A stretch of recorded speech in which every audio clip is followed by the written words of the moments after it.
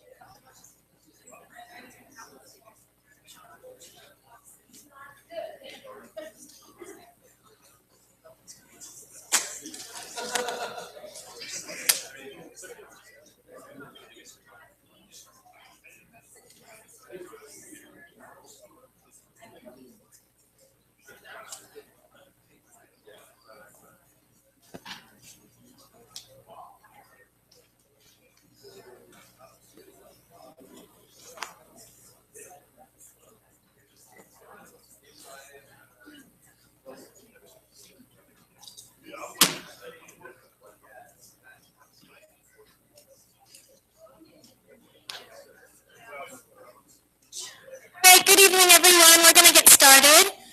Welcome to the last lecture of the Science News lecture series. So we're really glad to have you all here tonight for our final 9th lecture of this series. If you want to take these home with you, you can, because we have lots of extra, but the schedule will be no good anymore. Instead, you should keep an eye out for our spring lecture series, which should be starting up in March, and that lecture series takes place on the Cambridge campus. But for those those of you who are new to our lecture series, I just want to tell you a little bit about Science in the News. We are a graduate student organization at Harvard University, encompassing the Graduate School of Arts and Sciences. And our main goal is to provide fun, informative, informal events like these to bring together scientists and non-scientists to educate on various research going on around the world. So, of course, you're here for our lecture series, but we also have various other events, one of which is Science by the Pint, which we have an event we just had an event this past Monday, and these events take place at the Burn in Davis Square the second Monday of every month. And what we do is we invite a scientist and members of their lab. They give a short talk about what they do with the research in their lab is on, and then they spend most of the portion of the event just mingling from table to table, answering questions casually over food and beer, which is you can purchase from the Burn. And that's in Davis Square in Somerville. The next one will be happening on December 8th with Dr. Casper Hare. He's actually a little bit of a different theme for us. He's a bioethicist, so he's more of a kind of on the philosophy end. And his talk will be called Fuzzy Beliefs and Preferences. We all have them. What should we do about them? So that's 7 p.m. on December 8th. And in addition, we also have an online blog. This goes year-round. We publish 4 articles a month written by graduate students on various science topics. That's called Signal to Noise, and you can always find it on our website. So Vinny is going to tell you how tonight will work. All right.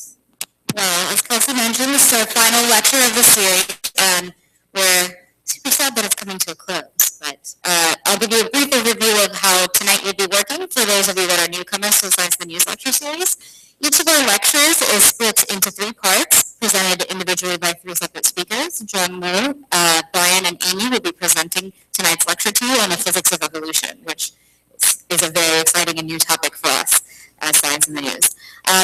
Each segment will last about 30 minutes, and the speakers will pause in between for a couple of question breaks, and we ask that you hold your questions until the end, until those breaks. Also, you'll notice that our speakers are repeating the question that you are asking them, and that is because we have people on the live stream watching us, so hello to everyone on the live stream. If in the future you are unable to make it to a Science in the News lecture live in person, you can watch us live online and ask questions as well. So we hope you'll tune into that in the future. Finally, we have these surveys, which we would love if you would fill out, because this tells us what we're doing right, what we could improve upon, and any topics that you would like to hear in the future from us. And as Kelsey mentioned, we have our spring lecture series coming up, so we'll probably try to take some of these into consideration for the spring and for the following fall. And we do have a Science in the News day conference that we're planning for the general public. So keep your eyes peeled on the listserv for that. And without further ado, I will turn it over to John Mo.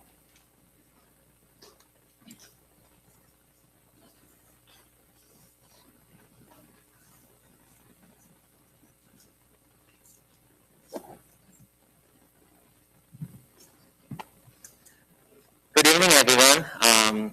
I'm very happy to be here with you to talk about this interesting topic, the physics of evolution. I am Jung-Mo Choi, a graduate student here at Harvard University, and I'm studying protein biophysics and history of science. So let's get started. So here's the roadmap for the evening. So we will talk about physics first, and then we'll move to the history of evolutionary ideas. And then we'll combine these 2 things to see how we can model and watch evolution. And then we'll move to more microscopic details of this work. And I will talk about these first 2 topics. So here's the outline for my part. So let's begin with physics. I will show you a short video clip which shows a variety of things that physics covers. So we'll begin with the universe itself, and then we'll see some galaxies, stars, the Earth itself, and to the very tiny particles. So let's see. So here's the universe, and each circle means 10 times zoom in. So here's our galaxy. And then we'll see our solar system soon. So here we go. And this is the sun, of course. and the moon will come immediately, and the Earth is here. This is Europe, the city, the town, trees, people, grass, and a droplet of water. And there are many tiny organisms, microorganisms, and these are molecules inside an organism. And this is inside an atom. This is called a nucleus. And inside a nucleus, you'll see many tiny particles called elementary particles. So let's take a look again, because it was so fast. So universe and the galaxy, many other galaxies around us, and then stars here and there, and we will see our star, the sun here, right? And the Earth is coming, Europe, again, the city, town, people, soon, and grass, water, microorganisms, molecules, and atoms here and there, and a nucleus is coming, and elementary particles. So these are the objects that physics actually care of. And here's my question.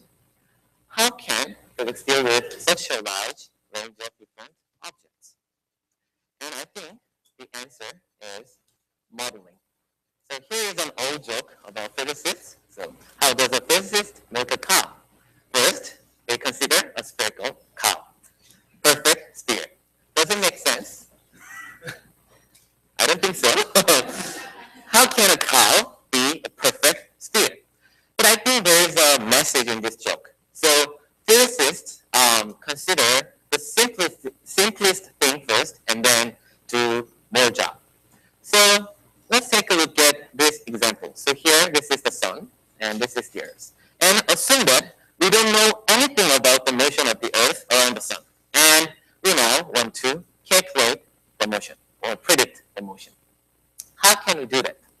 So there are some details, right? So the sun itself has its own structure, and the earth has its own structure. And the earth contains a lot of things like people, animals, microorganisms, molecules, atoms. And there are so many quantities that define the sun and the earth, right? So the temperature, maybe, the volume, or the density, whatever.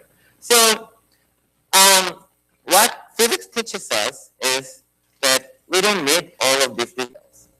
So here is the way of physical modeling. So first question is, what are the meaningful numbers? What are the numbers that matter in our system? And what rules govern them? So how do they interact and how? Usually these rules are represented in mathematical form, so they're called equations or formulae. But anyway, remember we need numbers and rules. Okay, let's go back to our example. So what are the meaningful numbers? In the 16th century, physicists found that the meaningful numbers to describe the motion of the earth around the sun is just the masses of these two objects. So the mass of the sun and the mass of the earth. And they also discovered some rules called Newton's law after Sir Isaac Newton. And here's an example of his laws. So here, this actually describes the relation between different numbers. And here F means force between two objects. And G is just a constant, a certain number. And M1 is the mass of, say, the sun. And M2 is the mass of the earth. And R is the distance between these two objects. So by using these kind of rules, we can compute the orbit of the earth. So to do that, we don't need details, right? So we can simplify the sun by a small point with that mass, because the mass is the number that matters, right? And then the earth is also simplified, and then we apply rules, okay? So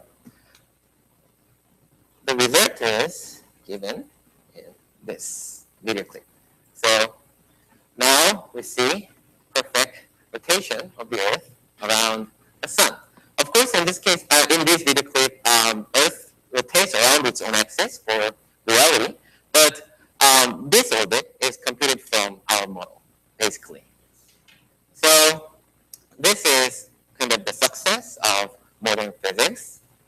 So let's summarize. So to model some system in a physical way, we need to extract meaningful numbers first, and then we need to identify some rules governing them and apply those rules. Okay. So there are so many models around us. So physicists have been working on this modeling so far. So they discovered a lot of models. For example, we can describe the flow of the river by using some equations. That's interesting. And maybe we can describe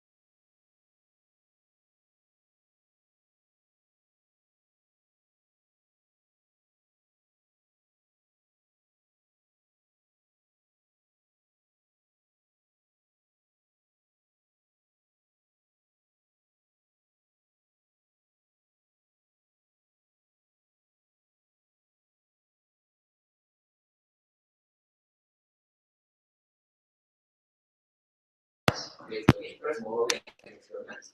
And for modeling, we get some numbers and rules, and then we compare these numbers with experimental numbers. So that's the first thing. And any questions?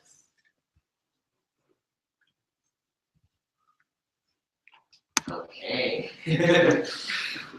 Let's move to the next topic, which is the history of evolutionary ideas. So let's think about the image of evolution. Do you like it?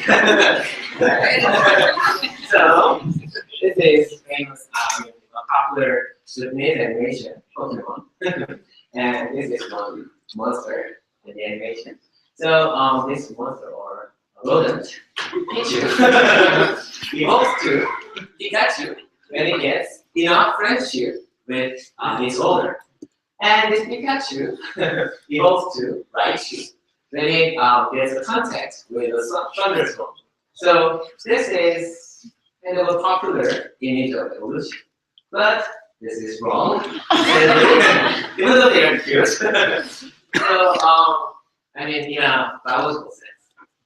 So then let me talk about what evolution is and how evolution works. And to do that, I will briefly explain the history of evolutionary ideas. So in 18th century and early 19th century, biologists realized that there is something like evolution, but they didn't have any explanation at the time. So their works were more like stem collecting. So this is a famous biologist, Carl Linnaeus, and this guy actually collected a lot of samples from around the world. And in this example, he compared the shapes and the structures of leaves from different plants, and he did some classification. So that was his work. And similarly, George Cuvier, another great biologist, was an expert in skirts, and this is actually comparison between two different birds, right? And we can recognize some skirts there, right? So at the time, people just use anatomical knowledge to classify species, but they didn't get how to explain evolution. And here comes the guy, Charles Darwin. So this is Charles Darwin, and this is his masterpiece on the original species. So he is now considered as the father of the evolution theory. And now is the time to discuss the essence of the evolution theory. What is it? Actually, it is in this first page of the book. So I'll read this. So on the original species, this is the title. On the original species by means of natural selection. And that's the keyword, natural selection. And later some scientists use this different phrase, survival of the fittest, but they basically refer to the same. So let's go back to Britain in Darwin's time. So Darwin lived in a small town called Down near London. But this town was not that interesting in Darwin's time, except it had Darwin.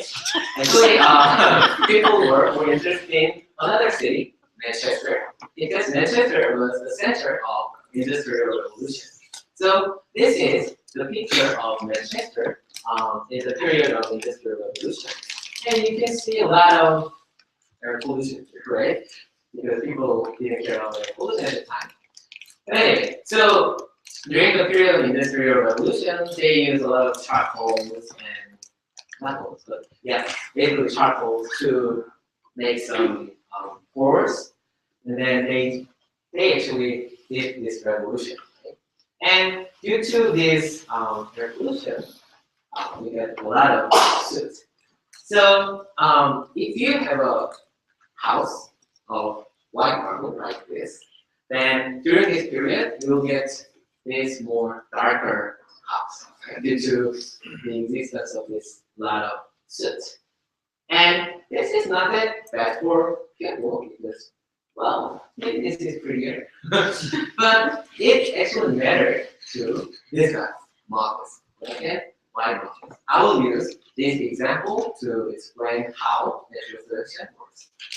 So these two moths are just similar moths, except their color.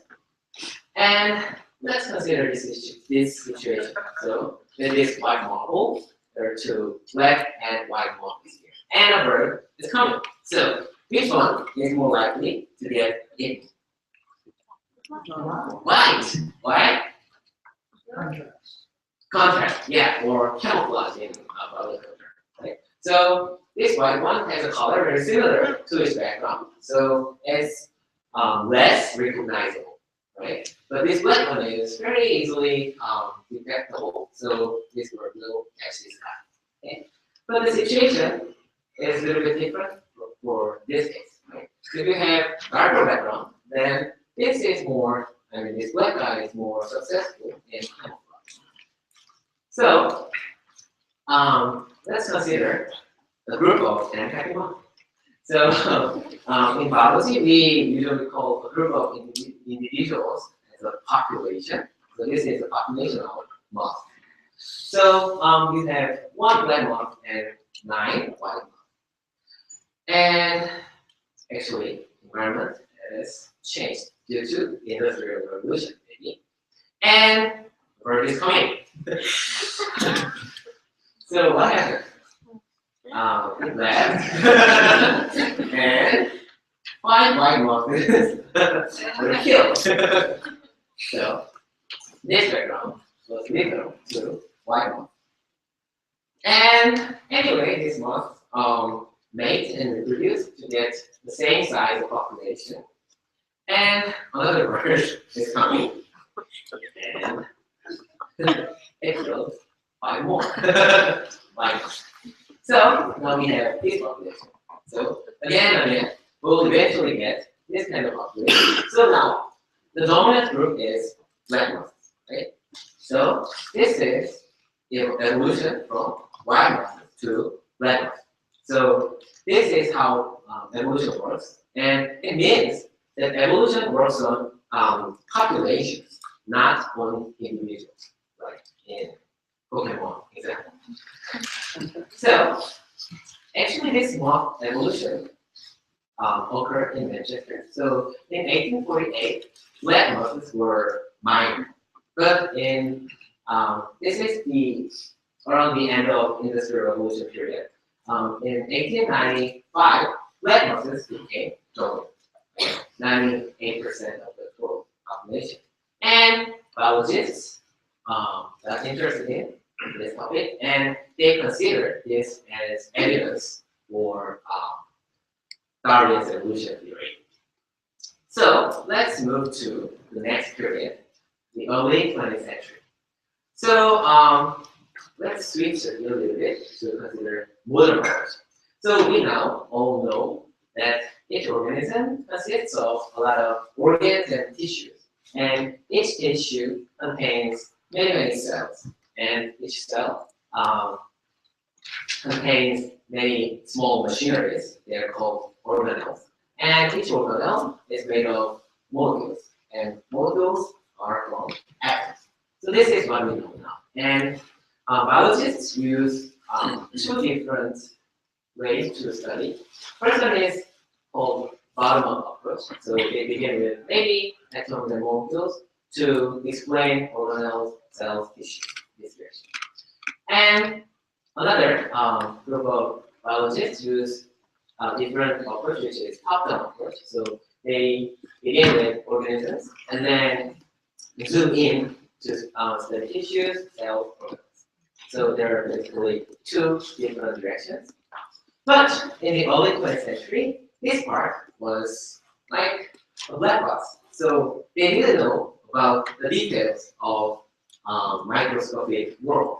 So this was the problem. So the only way to study evolution in the early 20th century was this top-down.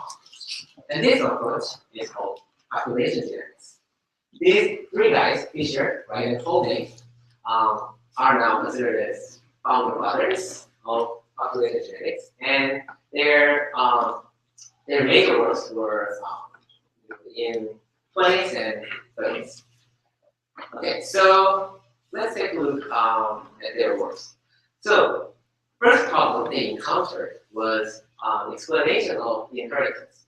So inheritance basically means that children resemble parents, right? And there must be some mechanism, but they didn't know microscopic details. So that was a problem. So they just devised a smart concept called genes. So they assume that there is something like a blueprint of each organism, and parents just transfer this blueprint to their children. So this is an abstract concept. And based on this concept, the gene, they devised two concepts, genotype and phenotype. So genotype is basically information stored in one individual's gene. So, for example, I'll give you an example. And then this phenotype is a result of a genotype. So, for example, let's consider this example. So, we have black moth and white moth, right? And they just assume that there is a blueprint for this guy. So maybe in that blueprint, there's a keyword black to make this guy black. And for this guy, the blueprint contains the word white, so that this guy becomes white. So this is a conceptual term. So actually, it lacks a microscopic foundation, but it was very useful in this period. And then they devised another term called fitness. And remember this example. So with this background, this white guy was more likely to survive, right? And with this background, this black guy was more likely to survive. So to study this difference, they devised the term fitness, and it basically says how much fit one is in a given environment. So it depends on the environment. So this is the early 20th century, and let's move to the mid 20th century. So in 1953, I'll call it the year of molecular biology. In 1953, these two guys, James Watson and Francis Crick, discovered the structure of DNA. And why is it that important? Because molecular biology teaches us that these genes are actually implemented in DNA molecules. So these DNA molecules are materials for genes. So now we have this microscopic detail for the gene. And this DNA molecule is carefully just a string of 4 different letters, A, C, G, T. So this is an example of DNA. So just a string, so nothing more. And the structure is a double helix. And there's another key player in molecular biology, which is the protein. And these protein molecules are building blocks and tools of our body. So this DNA molecule encodes this protein molecules, and these protein molecules actually make our body. So this is a graphical summary of molecular biology. So we have the DNA or a gene, and this makes a protein. The protein makes an organism. But we have to think about conservation of information. So genes are a blueprint of the organism. And before knowing the details in molecular biology, people thought that the genes were unchanged. They were just permanent. But after revealing some knowledge in molecular biology, the situation has changed a little bit. Because we now know that DNA is copied by most of the machineries. So here is the DNA molecule. So this is a double helix DNA. And there are some machineries there in the proteins, and they copy this DNA molecule. And this copied DNA is transferred to children from parents. The problem is that they make a mistake. So when they make a mistake, then there must be some change in DNA, right? And that change is called mutation. So here's an example. So this is the sequence we saw. And then this A is changed to Q, right? And this is mutation. And then what is the consequence? What is the result of this mutation? So mutation can change protein. So we have a mutation here. Then maybe it will change the protein a little bit. And then that will make an organism stronger or more fit. But sometimes mutation, another mutation, can be lethal to an organism. So this is issue now. But usually, mutation doesn't make any change on the organismal level. So this guy doesn't know whether mutation occurred or not. And sometimes even a protein molecule doesn't know whether mutation occurred or not. So there are different types of consequences of mutation, and it is very crucial in following class. So here's a summary for the history of evolution.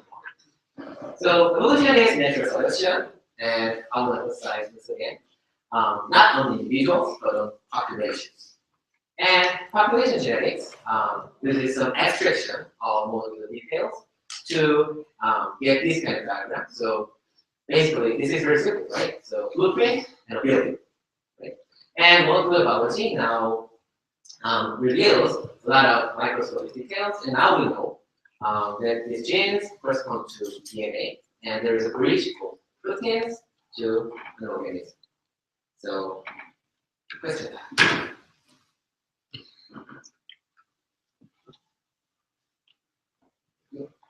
Yes, sir. So in other words, let me get this straight. When you're talking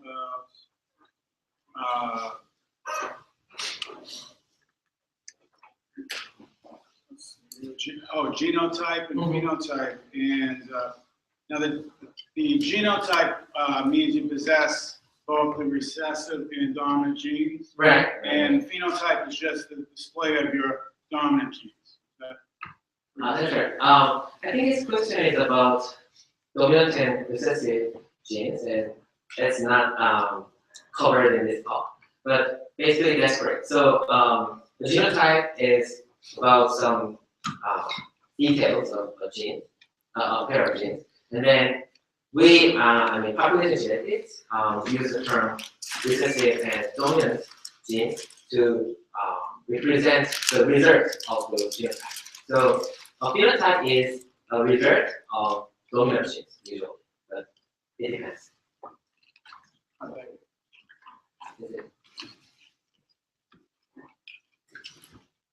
So yeah. Okay, so then let me give you a big picture. So physics consists of two parts. There's modeling and then experiment.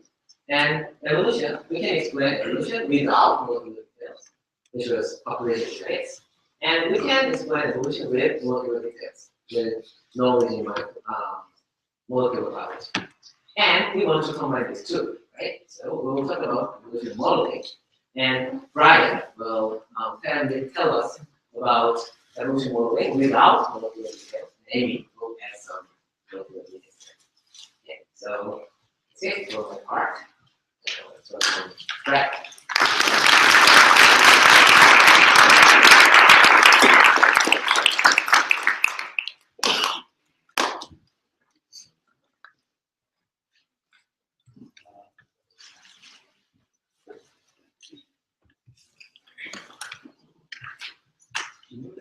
Hello, can you see everyone here?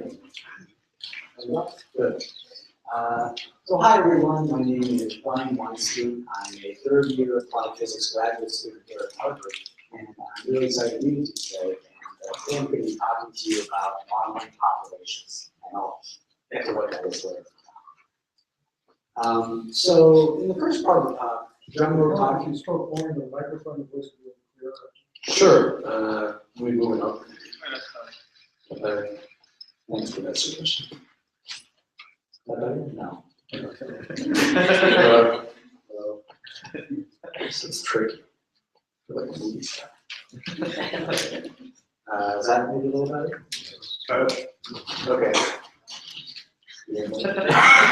Okay. Well, yeah, I think this is good.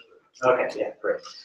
So in the first part of the talk, then we'll talk to you about modeling physics and how it pervades throughout the universe, and we'll also talk about the history of evolutionary ideas. So what I'm going to be talking to you today is how we model and watch evolution in reality and such. Specifically, I'm going to be talking about the top-down approach to evolution, which is focused on the question of how do populations evolve. And the example of a population that we've discussed thus far was a population of white moths that evolved to a population of black moths, in part through the presence of soup. And in this approach, as John mentioned, we try to avoid thinking about the complex molecules that underlie life. Like we try to avoid proteins and ribosomes and RNA. You may have heard about these and other toxins like DNA. But we find that we can't avoid DNA. DNA is absolutely central to understanding evolution. And so we'll talk about that a little bit. And as Jumbo also mentioned, physicists love numbers. We use numbers all the time for everything we do. So we're going to start off today by talking about the numbers of evolution. What numbers are important to predict how a population evolves? And then once we sort of understand that, we're going to talk about how evolution is studied today. We're going to talk about some commonly used models, and we're also going to talk about some experiments. I actually brought some experiments for you guys to look at. Right. Okay. So it turns out that there are really three important numbers in evolution. So we look at this population here and we say, what numbers describe how the white and black moths evolve? But even better, is there a set of numbers that can describe how all populations evolve? And that's what physicists try to do. We try to get at these sort of broad encompassing numbers.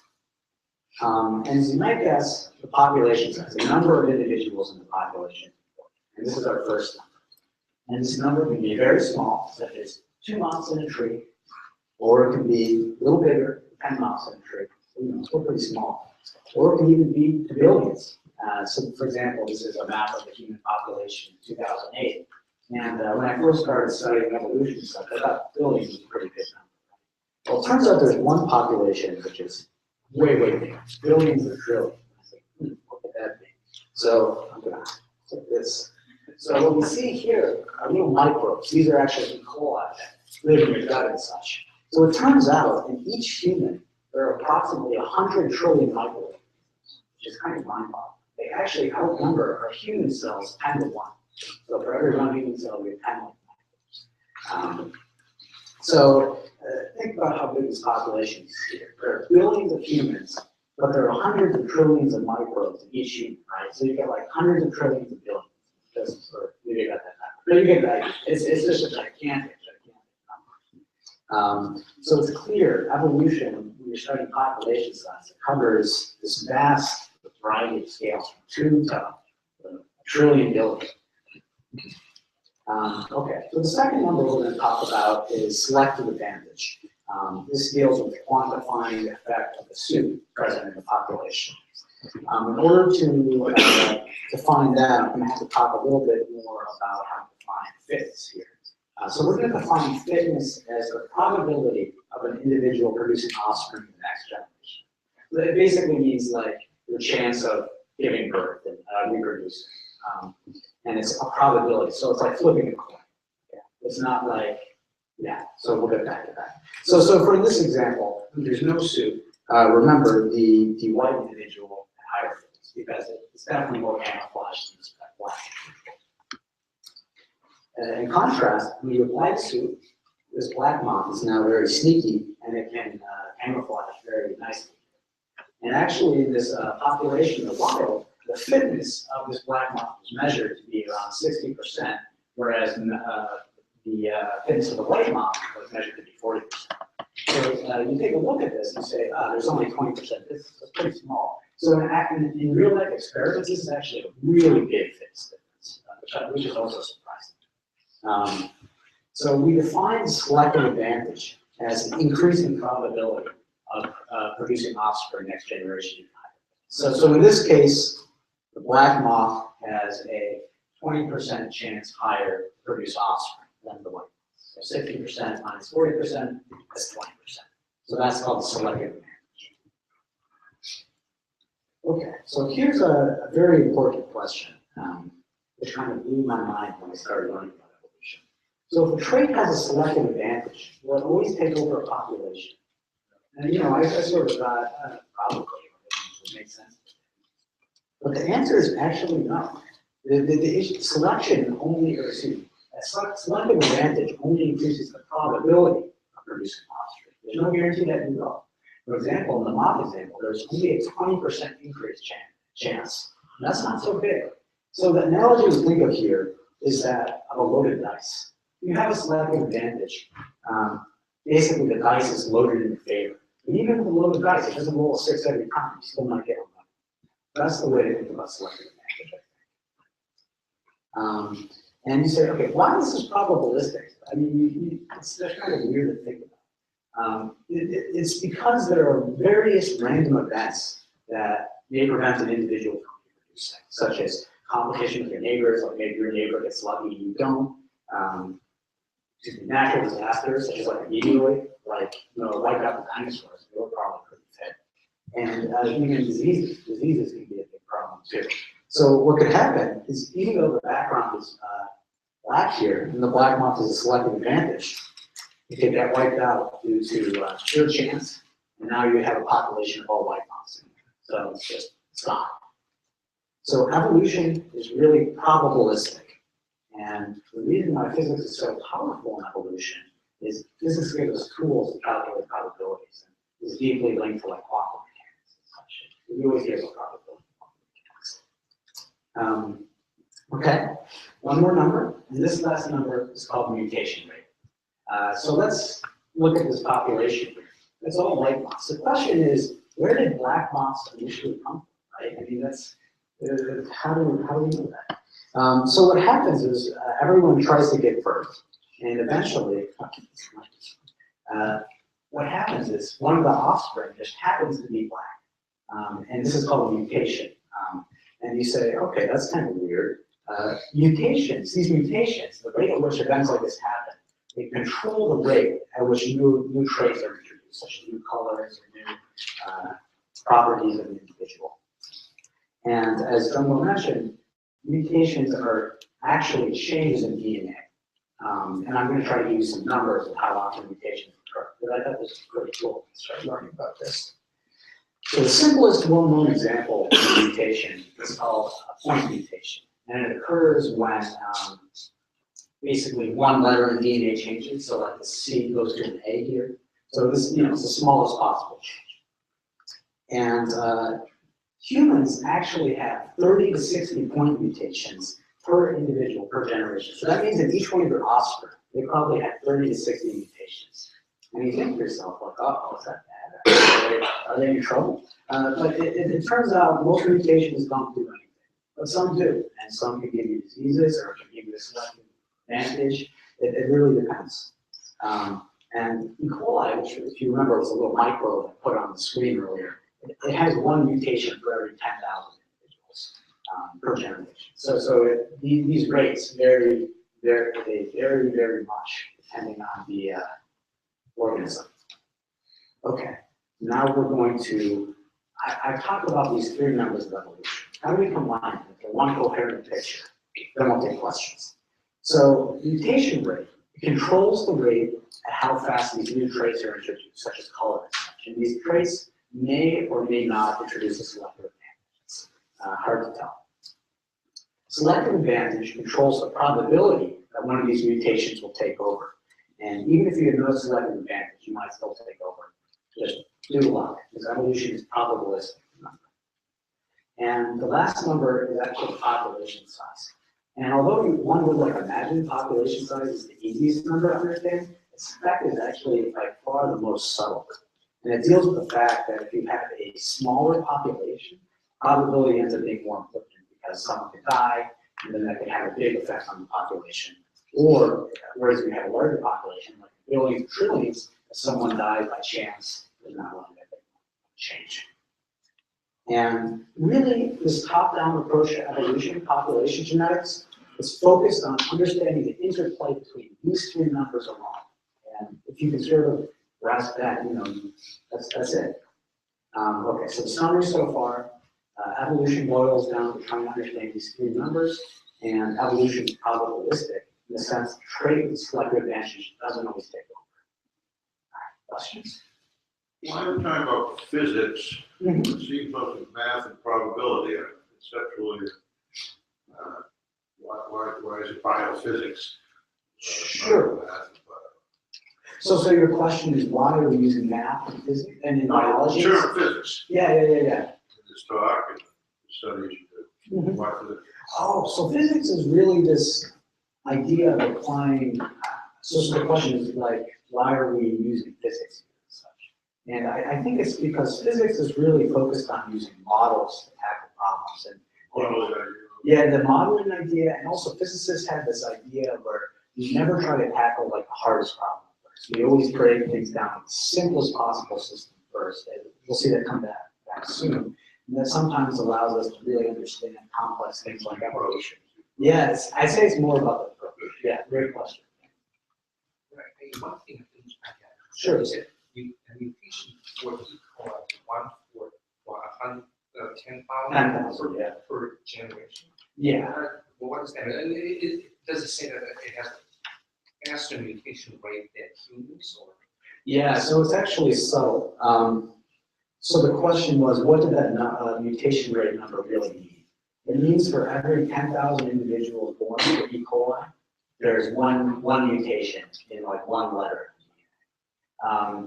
But this number is complicated because E. coli DNA consists of around 5 million letters, whereas human DNA consists of 9 billion letters. So like the mutation rate for humans is lower, but we have a bigger set of numbers, so we have to take that.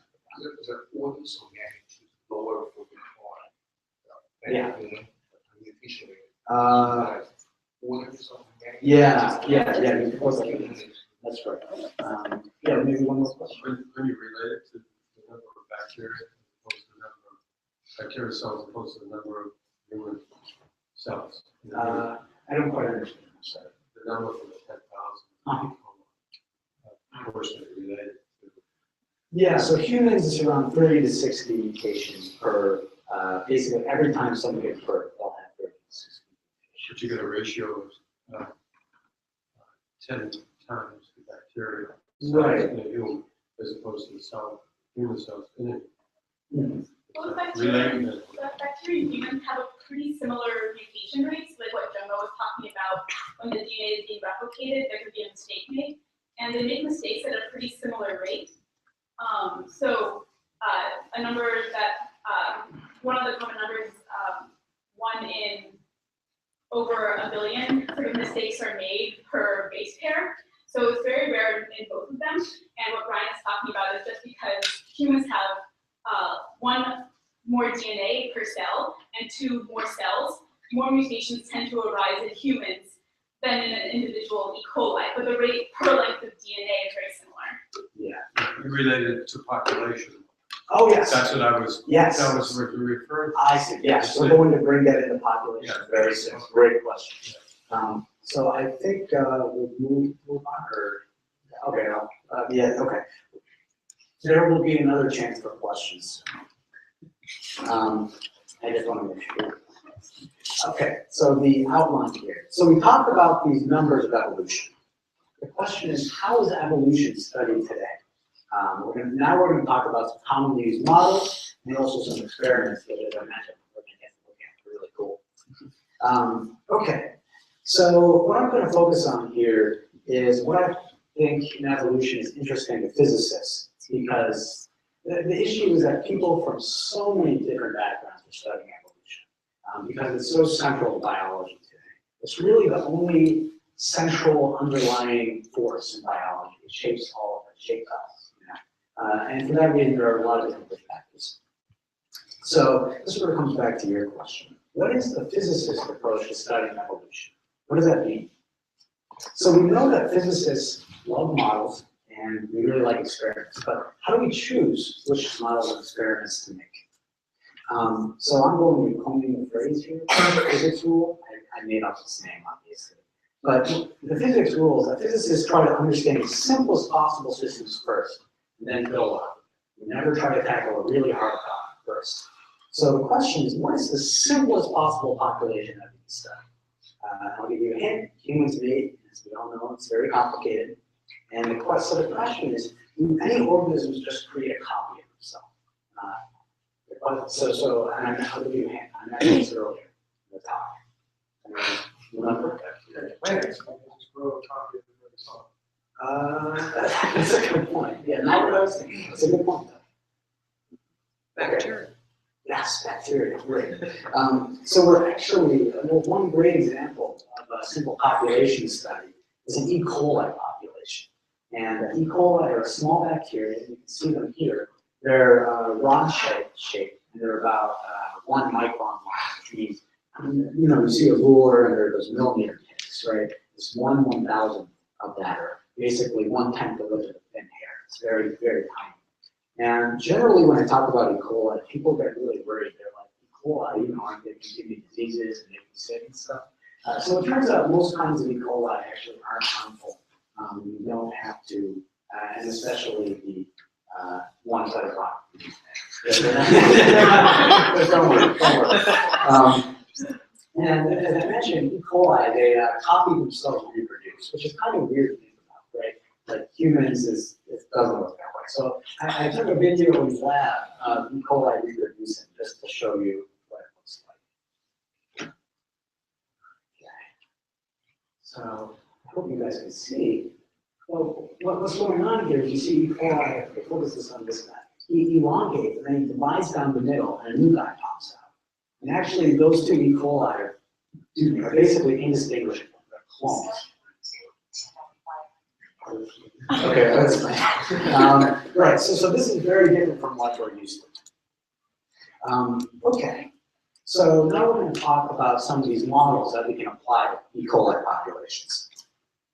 And these models are going to sort of be the rules that describe evolution, that combine the numbers that we've been talking about. So, these models are sort of analogous to the rules that govern gravity or electricity and magnetism, even quantum.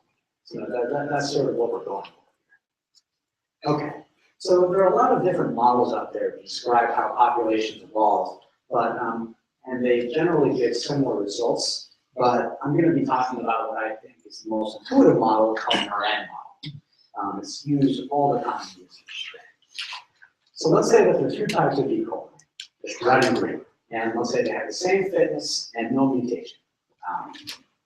So that's pretty simple, right? Same fitness, no mutation. That's nice. Let's say there are initially 2 red individuals and 2 green, and the population size is fixed at like 4, which means that perhaps due to limiting nutrients or something, only 4 E. coli can survive in the population at once. Okay? So the population looks like this. 2 red, 2 green. So the question then is, can we predict how this incredibly simple population evolves? And you can imagine what could happen is someone gets lucky, someone has to die. Lucky died, lucky died. So what we see here is that green actually went extinct. So the population went from red and green to red one. And this is this sort of potential path of the population is called a trajectory. So this basically started in this state, we ended up here. There's a probability to get here though. Another potential path or another trajectory is here, where we went from the same initial state to where green went, so red went in this case. Or another trajectory is the population stays the same. Even though it sort of like changed a little bit in the middle here, it stayed the same whole time. So it turns out this idea of trajectories are actually vital to understanding evolution research today. People studying evolution are generally interested in 2 questions. They want to know what is the probability of a given trajectory for one of these, for a population. And they're also interested in asking, what are all the possible trajectories in the population? And as you can imagine, there are other trajectories available for this population. There's a huge space of trajectories. And one reason physicists like this topic of trajectories is that there are many mathematical techniques that can determine trajectory probabilities. So they actually end up being pretty sophisticated. They have some, quote unquote, deep relations to quantum mechanics and such. So why do we care about probabilities? Probabilities give us the chance that a population evolves to a desired state, such as like all red or all, such as all red or all green at a specific time. Yeah, that's okay. That's I don't know. It's different on here. Okay, so what does that mean here? So let's say, what is the probability of getting either red winning, green winning, or neither winning at this time t equals 4? So this is time equals 1, 2, 3, 4. You can show that the probability of this winning is 10%, green winning 10%, and neither winning is 80%. So what's powerful about this is we can start an experiment in the lab with 2 red E. coli, 2 green E. coli. We can wait until like t equals 4, which is like 2 hours or something, and measure where the population. And we should get this state 10% of the time, this state 80% of the time, and this state 10% of the time. And that's great. So we can compare our models with real-life experiments. And you can also show, you can do more stuff with this, right? As time gets really large, like 100 in this case, you can show that red wins about 50% of the time, green wins 50% of the time. And actually the chance of neither winning is almost 1 in 1. So it's just vanishingly small. So this means that at long times, either red wins or green wins. Basically, there's 1 in a million chance that this guy wins. That's very small, And that's pretty cool. So there are also techniques to deal with like selective advantages and stuff, but you can ask me about that during the This will change like these stuff. Okay, so we had a question about how mutations affect populations, which was a great question. It's actually perhaps the most important question in evolution research today. Okay. Let's say there's a mutation from a green individual to a black. There's a chance, you get point mutation, letter changes, green to black. And what happens is it takes over the population by chance, right? Because it's probabilistic. So what happened here is mutations resulted in totally new trajectories. So we had red and green in the population, right? Now we have black. Who could have predicted that? That's crazy. So the question is, can we model all of these potential trajectories resulting from mutations? And the answer is really no. It's currently impossible to take into account all of these mutation trajectories.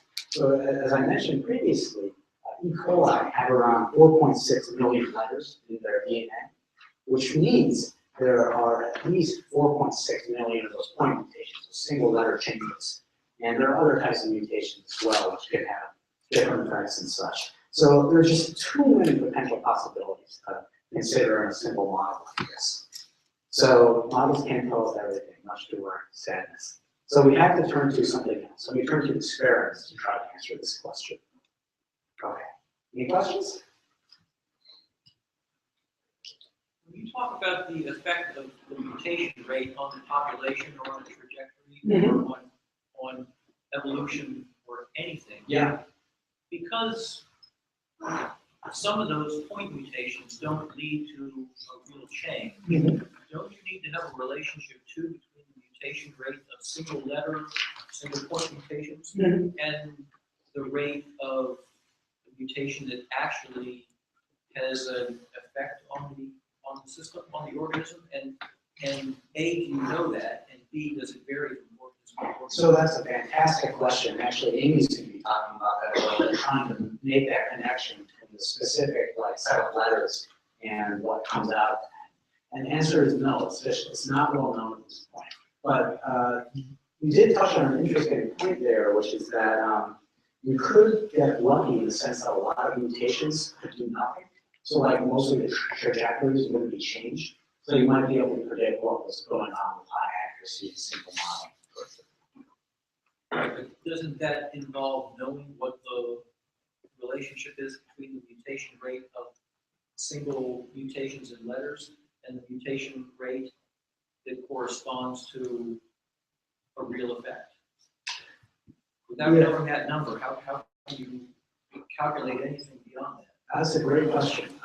You can basically work in a time interval where mutations aren't, like, they don't pop up as much. You can restrict how, like, long of a trajectory you're looking at.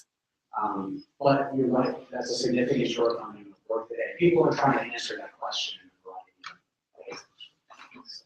Yeah. When you put up the example and you said this particular trajectory would be 10%, this one would be 80, this one would be 10. Yeah. How did you determine those 10%, 80%, and 10%? Was that from experimental data? Oh, no, so that was just from a simple, from a model. So you can write down an equation that describes how the probability of getting to one of these trajectories changes as a function of time. And you can like solve it, and you can get that number. But we could check our numbers with this fair, which is pretty cool. And I'll sort of give you an example. How complicated is the equation to come up with, say, 10%? It's pretty involved. Maybe for some of the mathematical people in the audience, it involves partial differential equations, which basically it's a couple steps up in calculus. But it's even more tricky than that because you have these random probabilistic effects, right? So it's like partial differential equations with like probability. Oh, it's actually very good. It's very good. Maybe. We have a question from the live stream. Oh, okay. With regard to the red and green E. coli, does the drift to all red or all green occur as a result of the small starting population? And are larger starting populations more stable? That's a wonderful question, and that person is completely correct. So the fluctuation, so the chance to get into either all red or, okay, here's the answer. The answer is that, the answer is that, Can you read the question first? So the question was like, how does the probability change to go into the all red or all green state if you change the population size? And you can show that the time to get to those comparable probabilities, like the average time over which it takes to go to all red or all green, is about like 2 times the population size. So, by time I mean the number of generations. So like if you started with 1,000 individuals, you'd have to wait around 2,000 generations to get to all red or all green. You can show that using some of those advanced mathematical techniques. What's that concept called? 2 times idea. That's very interesting. Oh yeah. You can look up something called the heterozygosity, the decay of heterozygosity. It deals with how like diverse a population is, and you can deal with that. Yeah. Okay. Let's take one more. You mentioned the role of quantum mechanics in all of this, but I'm wondering if you could explain that. Okay. I'm saying the math behind quantum mechanics is actually very simple. Quantum mechanics, we're trying to ignore molecules, right? And that's important for molecules. It deals with in quantum mechanics, you think about what are all the potential trajectories for a particle to go from point A to point B. So you just sort of use the same sort of ideas for populations. And I'd be happy to talk to you more about that during the break. Okay, so I'm going to move on now. Well, you can ask me more questions. Okay, so now for my favorite part, actually. So the question is, how is evolution studied today? So what are some experiments that have done? So remember, with these experiments, we want to answer two questions. What is the probability of a given trajectory? And what are all possible trajectories of a population? And really, there's tons of people that have done interesting. I put one really cool link on the handout if you guys want to look this up. There's a guy named Dr. Richard Lenski who studied the evolution of E. coli over 60,000 generations, or since 1988. This is before I was born. And just to give you an idea, 16,000 E. coli generations means about 3 million years of human evolution. Just to give you a comparable scale, since E. coli reproduced much faster. So he's seen some interesting stuff.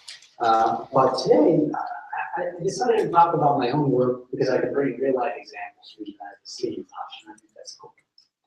So what I do in the lab here at Harvard, I study how spatial structure of populations affects evolutionary trajectories. Specifically, so let's try to address this question here. Does a population of E. coli evolve differently in a test tube than on a nutritious plate? Okay, so let's try to flesh out this question a little bit. So the test tube really consists of a population suspended in a liquid. So E. coli are in this liquid, they're kind of like swimming around, they're happy. There's really no spatial structure in this, of the population since they're swimming around in the test tube. No spatial structure. In contrast, if you take this same population that's in a test tube and put it on a sort of a jello, a hard substance that's kind of jello-like, and you could, it's called agar in this case, so we put it on here. The population is effectively immobile. They can't swim anymore, so they honestly just kind of flop around on top of it. And for that reason, since they can't move very much, the population is structured in a sense. So spatial structure. So the question is, what does it look like when you study an E. coli colony on a nutritious plant? Okay, so I'm going to show you a video here. What I've done, I've actually put E. coli on a piece of paper, and this is the nutritious plate. We're going to see how the population changes in time.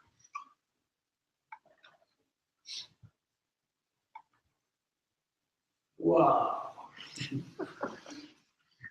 Something's happening.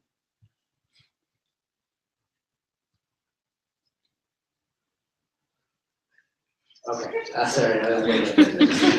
So clearly something amazing is happening there. And I actually have a bunch of those experiments, like nicely sealed, over there on the table. And you can actually see the colors of the little E. coli colonies on there, which is cool. So the question is, why does this pattern emerge? We'll give you a hint. We actually discussed the answer previously today, so maybe we can figure it out. So the population is originally a mixture of green, red, and blue E. coli, as you can see on the piece of paper here.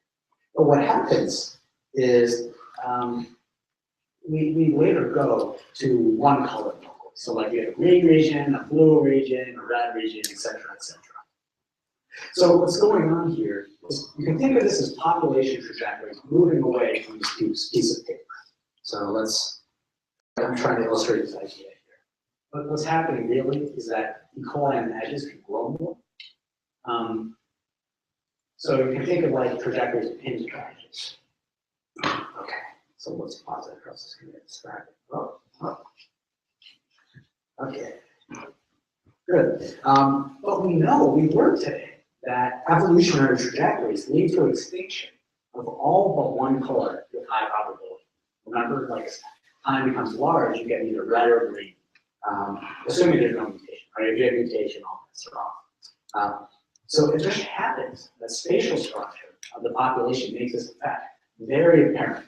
And it deals with actually, oh, that was another good question, the small population size that is expanding from. It just means that the time scale for which these colors will emerge is much shorter. So it turns out a simple extension of the Moran model that I explained to you can actually account for these patterns. So this is a simulation I did on my computer. If you're interested in this, I can show you this at the top as well, where you just have many connected Moran models. And basically, they just chug along for a little while, and every so often you swap individuals with your neighbors. And they produce this beautiful pattern. And what's amazing about this is our simple, the most simple idea we had about how a population could evolve really applies in this case. It works. And our simple model took us very far trying to understand how evolution works, at least in this case. Okay, so let's discuss what I want you to take away from this talk. So mutation, selection, and population size, those are the sort of numbers of evolution. They're powerful mathematical techniques that allow us to predict the probability of these evolutionary trajectories. But the problem is mutation. It creates too many potential trajectories to successfully model. And experiments today are trying to determine all population trajectories in the probabilities. Questions?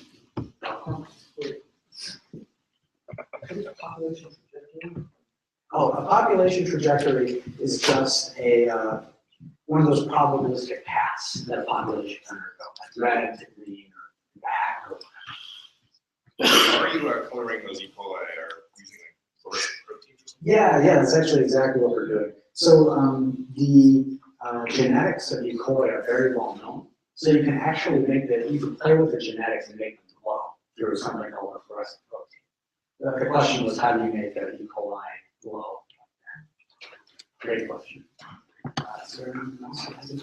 Yeah, and the limits, do they come from computer models? Like, can you not do 4.6 million different iterations because there's not enough like storage on the computer or something? Oh, so you're asking about the mutations, like why we can't account for it? Yeah, model them. Like, what limits that? So it actually goes back to that wonderful question earlier, is that we just don't have the function that connects changes in the letters to like selective advantage or change. We just don't understand the full space of trajectories that can come out of mutations.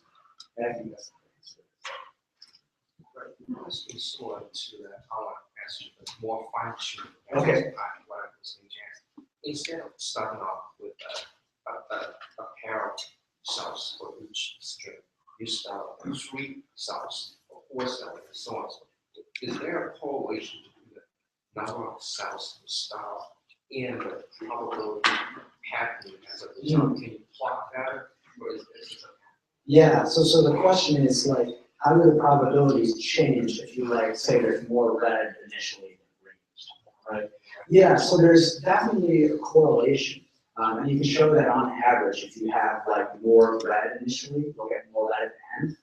But remember, evolution is probabilistic, right? It could just happen that green once, green is random, right? So really when you're making these models, you have to say that you can only predict like averages, variation and stuff. Yeah. Is there a big difference between, say, starting off with 2 cells versus 3 cells? Oh, That's what. I see.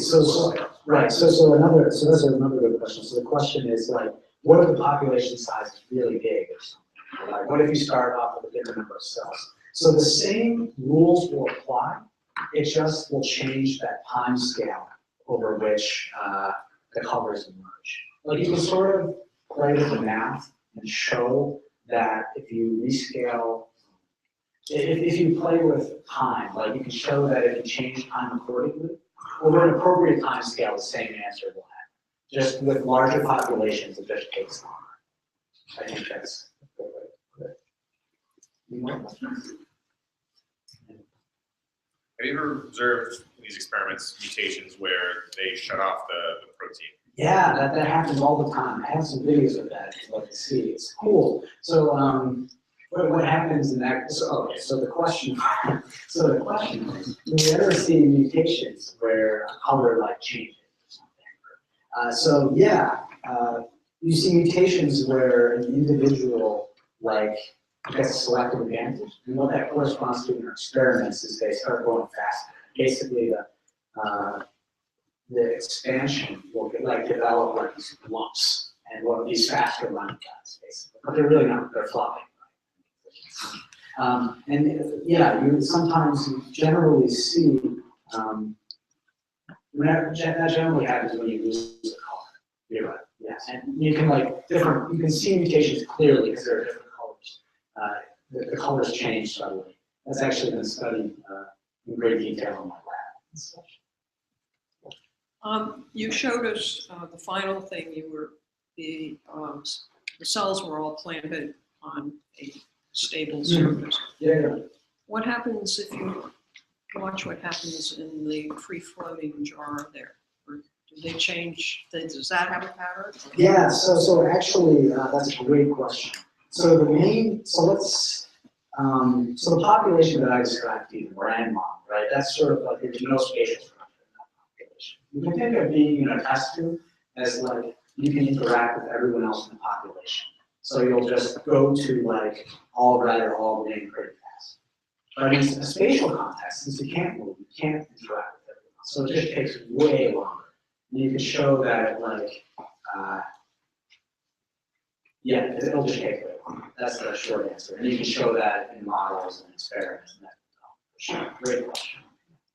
Okay, so I think that's enough questions for now. If you have more questions, talk to me during the break. When do we see the samples? Oh yeah, come up, I think during the break. I'm sure. Yeah. And Amy will be talking next about that great question about how fitness arises from. Okay. All right, that's it. We'll take about a 10-minute break. You can grab some snacks, ask us to do some more questions.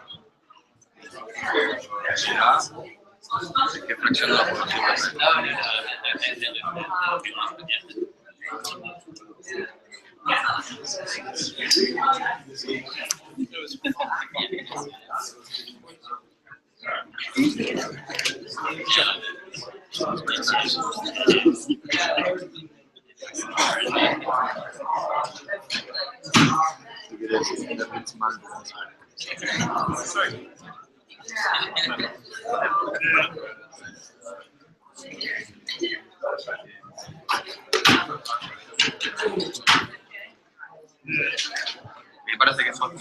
No.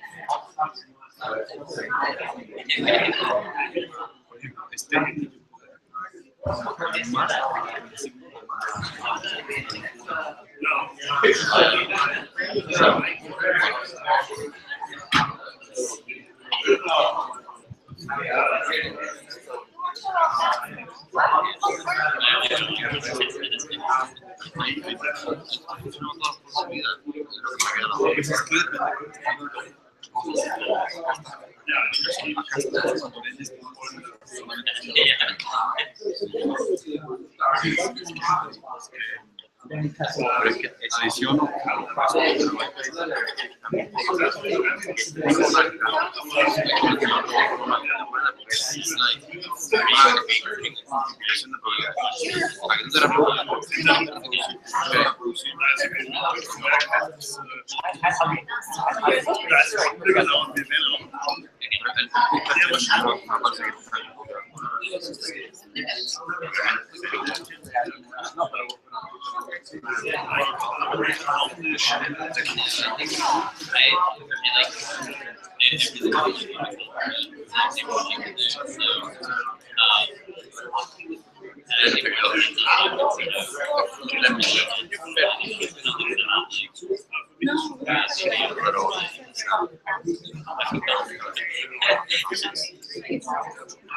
me cae un poquito mamona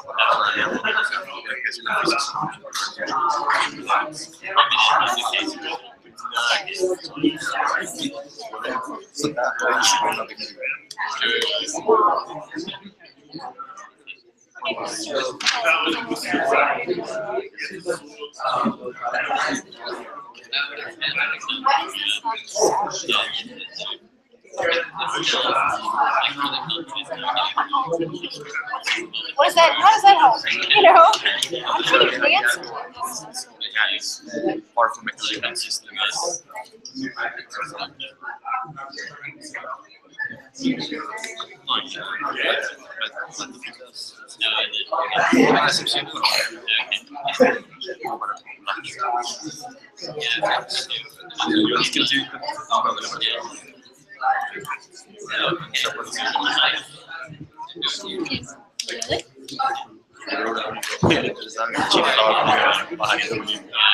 Y ahora viene el pajarito.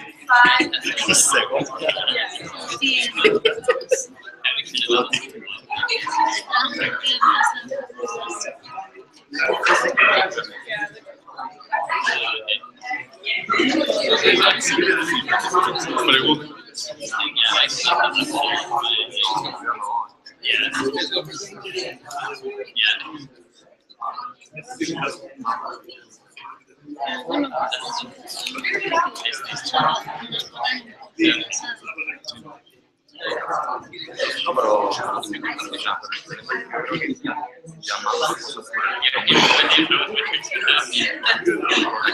la física de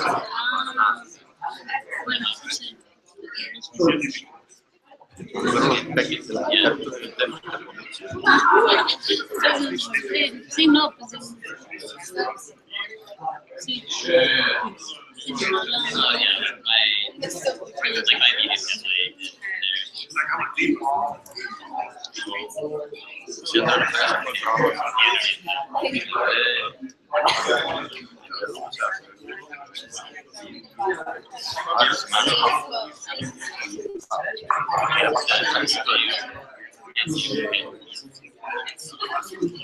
Se había visto,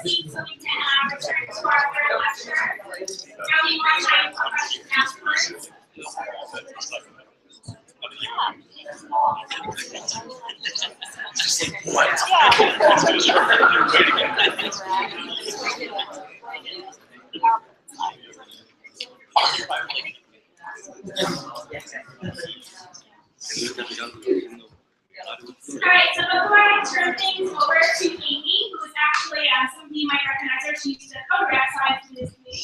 So that's kind of in your talk. I want to thank our sponsors. We are given funding by various offices here at the Harvard Medical School, the Graduate School of Arts and Sciences, the Graduate Student Council of the Graduate School of Arts and Sciences, and the Harvard Scoop, which is the bookstore. And also I want to remind you to please fill out your surveys, and at the end of the lecture, you can leave them here on the front table and we will collect them. And lastly, I want to let you guys know that we are having a lab tour at the end of the lecture tonight, but we do have some demos that our lecturers will stay afterwards a little bit longer to show you guys and also answer any remaining questions. So I'll turn things over to Amy.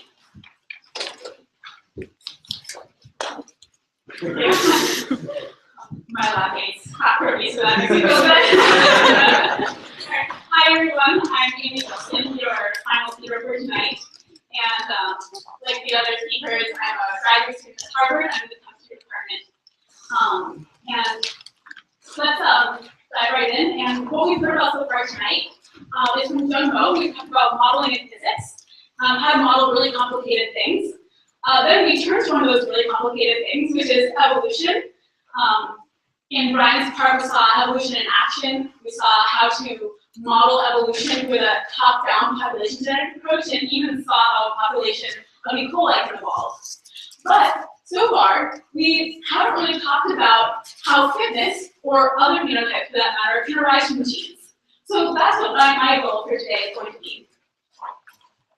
So let's review what the top-down approach is. In the top-down approach, fitness is known. So in the moth example that we're very familiar with now, we can measure the fitness of black moth is maybe higher than the fitness of a white moth in this environment. And what this approach gets us is, once we have those fitnesses, we can model the evolution of the population and see how it changes over time. Now, my goal is that by the end of this talk, we're going to be able to meet from the bottom up approach and the top down approach so that we can actually simulate and understand evolution from the gene all the way on up. And so I'll tell you how to get from genotype to fitness, and then we can rely on the understanding that we got from Ryan's part to go from fitness to simulated populations. In the bottom-up approach, of course, a phenotype arises from a genotype. And as Gumbo talked about, the way that we're going to be connecting these two things is through proteins and the properties of proteins. What I'll be talking about tonight is a really concrete example of how we can connect genotype to phenotype in an important human health context, which is sickle cell anemia. Then I'll show you how we can turn this biology problem into a physics problem, and actually maybe to write an equation for a genotype to phenotype relationship. And finally, I'll put everything together so that we can model and even start to try to predict viral evolution. Now, sickle cell anemia is a genetic disorder. It's actually the first genetic disorder for which it was known that there was really a genetic basis. So this was identified back in the 50s. As you can see here, there are two types of red blood cells being shown. One is a regular red blood cell, which has a donut or Violi-like shape, and the other red blood cell, which is sickle in shape. So how do we get from the gene to the shape of this red blood cell all the way up to the health effects it has on humans? Well, it turns out that the change in the DNA is actually incredibly slight. It's just an alanine, an A, that has been turned into a T. But that very simple change has a big effect on the hemoglobin molecule that it codes for. And so I'm representing that change just by a little star here, which is changing the protein. Now, what this does is changes how the proteins interact with each other. So up top, these are regular hemoglobin molecules, and they're floating around, they don't care about each other, and they're functioning normally. But down at the bottom are a bunch of hemoglobin molecules that have stuck together. And you can see already they're forming a sickle shape, which then gives its shape to the cell itself. Now, the problem with sickle cells is that when they flow through veins and arteries, they get stuck, and they can cause obstructions, like the one showed here, where the normally shaped cells flow through very easily. And this is really important for the humans who have this disorder. Now, in Brian's part, we learned about how if a mutation has a negative effect on an organism's health, maybe it won't persist for very long, over many generations. So why is it that we still see people with sickle cell anemia today? And this map might give you some ideas. So on the left here is the distribution of malaria, and on the right is the distribution of the sickle cell trait. And so once you see these two maps next to each other, you can say, it kind of seems like maybe the sickle cell genotype confers some protection against malaria. And in fact, it does. So what I'm showing up here is that the red blood cells that are not sickled in shape are actually more susceptible to malaria. And of course, that's not very good for anyone who gets malaria. So what have we learned from this part? Well, we've gone through a very clear example of how a genetic change can affect a protein, which affects a cell, which affects a whole system of an organism and has a health effect. And we've also seen a situation where the effect of the mutation depends on the environment. So any questions on this part so far? Yes, please. Yes, ma'am. So the actual phenotype with an actual sickle cell symptoms, this would be protection against malaria, or would also someone who has recessive sickle cell in their, either recessive gene or in their family, is that also an advantage in malaria areas, or just actually having the symptoms of sickle cell? So the question is about how exactly the genes confer protection against malaria. And part of it, again, was a question about recessive genes. And so let me take it out of it and tell me if I answer your question. So every person has 2 copies of every gene. And so that means that every person can have a copy of sickle cell and sickle cell genes, or sickle cell and non-sickle cell genes, or non-sickle cell and non-sickle cell genes. Somebody who has 2 copies of a sickle cell gene is the most likely to have sickle cell anemia as something that could potentially kill them. If you have 1 sickle cell gene and 1 non-sickle cell gene, then some of the cells in the body will be normal round cells. And this is actually the sort of optimal situation if you're living with someone with malaria, because then you don't suffer from sickle cell anemia, but also you're protected against malaria. Now, if you have 2 normal genes, then you don't have any protection against malaria, but you're also, of course, not going to have sickle cell anemia. Okay. And so having sickle cell symptoms, actually having a double, an actual dominant gene would not give you any more protection, but well, not to my knowledge. Okay. And it is still sickle cell, even in a malaria area, would still suffer from the symptoms of anemia. Is that true? You mean if you lived in, say, a part of Africa where there's malaria, and you had 2 sickle cell genes, would you suffer from sickle cell anemia? Yes. Yes. Okay, so it's just optimum if you have a recessive sickle cell gene. Yeah, if you're what's called heterozygote, thank you. In this trait, so you want 1 of each kind. Okay, thank you.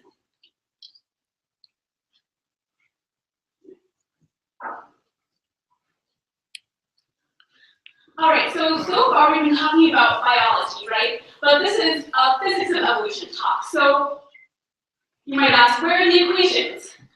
Well, to get from biology to equations, let's change the way we're thinking about this a little bit. Instead of just genotype and phenotype and fitness, we can think of it as input and output. And so what we're aiming for is to actually be able to do something like this, where we input some genotype, do some computation, and then get out some number, fitness. But of course, it's really not clear how you would do that. So we can imagine something way, way simpler, where you have input, which is just some number x,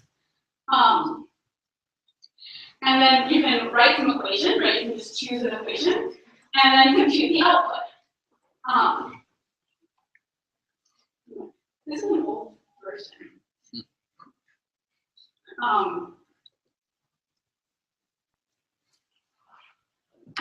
Just give me a moment.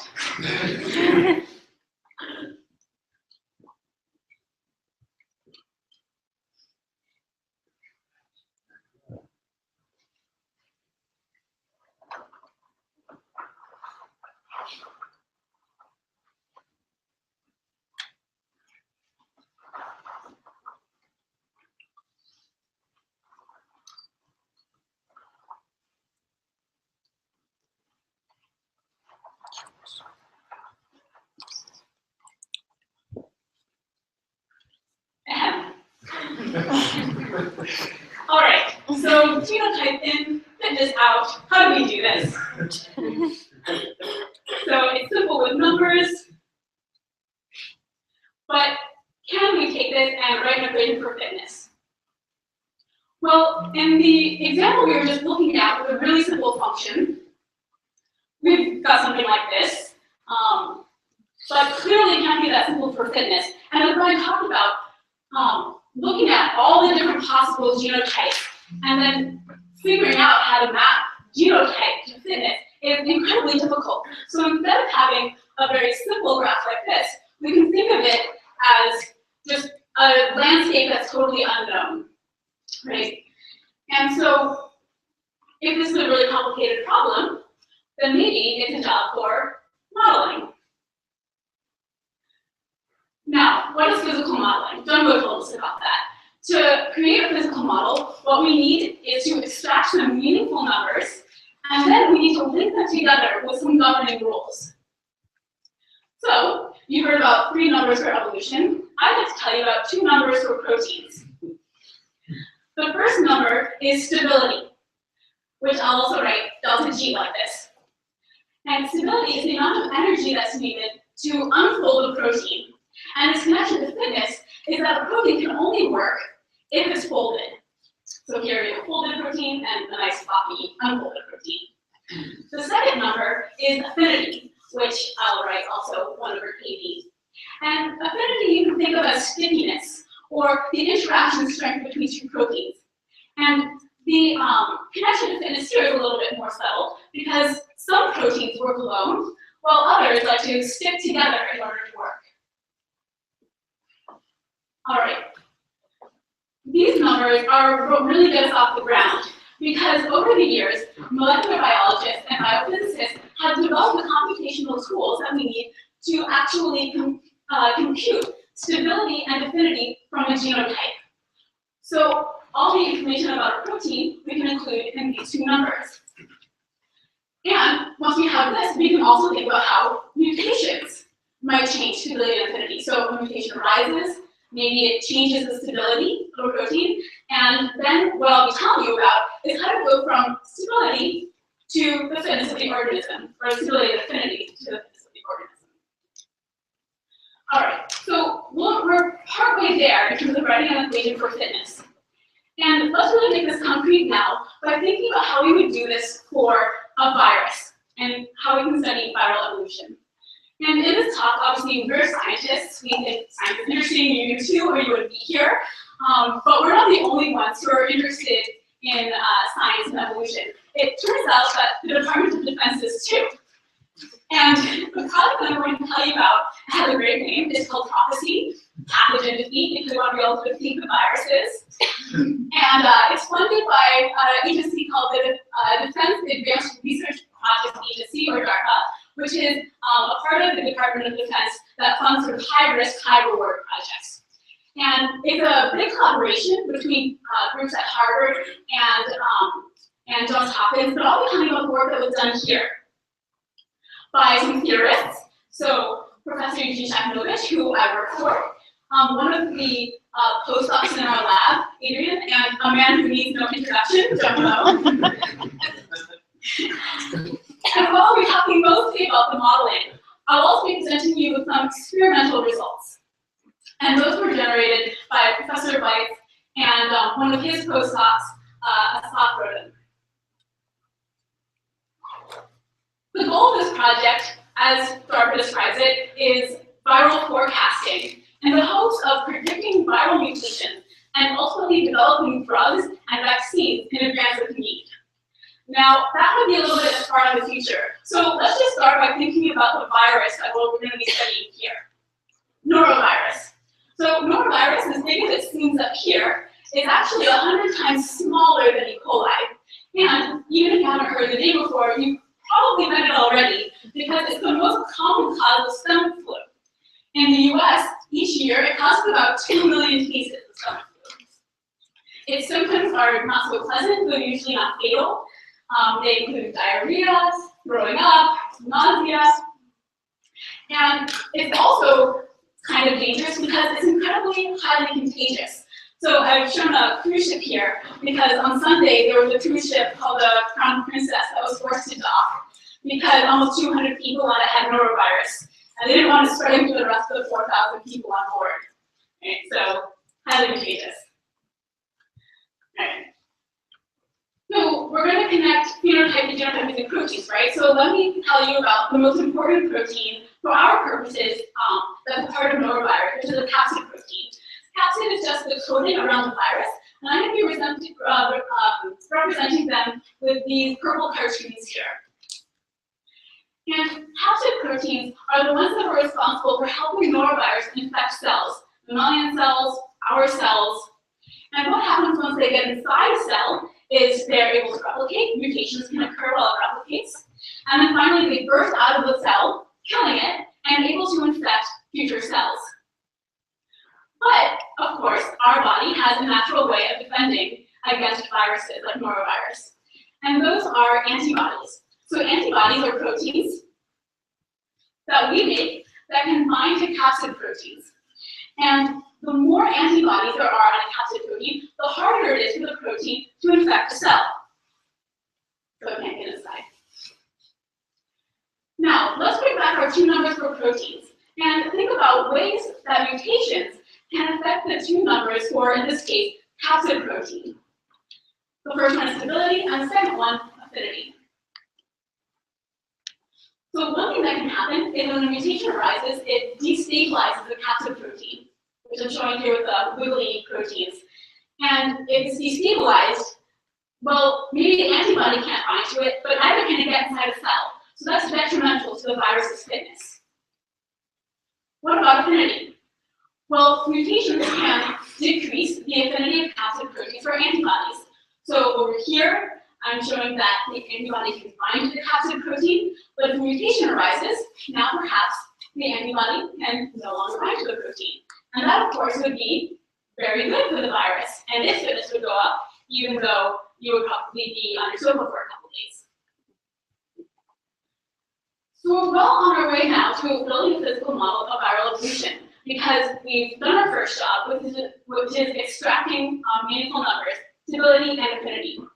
Now what we have to do is write some rules that connect these to fitness of the virus. So an equation for viral fitness. Here, we're going to define fitness as infectivity, basically the probability that a virus can infect a cell. And this is a function of two things: the fraction of folded capsid protein and the fraction of free capsid protein.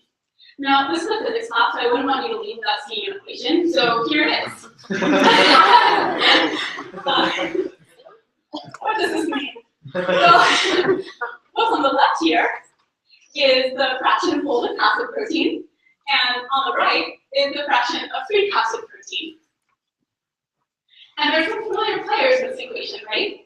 So you have delta G, which is stability, we have affinity, and we have a new one, which is still relatively easy to wrap your mind around, which is the concentration of antibody, right? As the concentration goes up, fitness goes down. Now, it might look complex, but it's not this complex. We can actually plot it, just like we plotted y equals minus x squared plus 4, or whatever I had up earlier. So let's do that so we can get a sense of the fitness landscape for this virus as we've written it.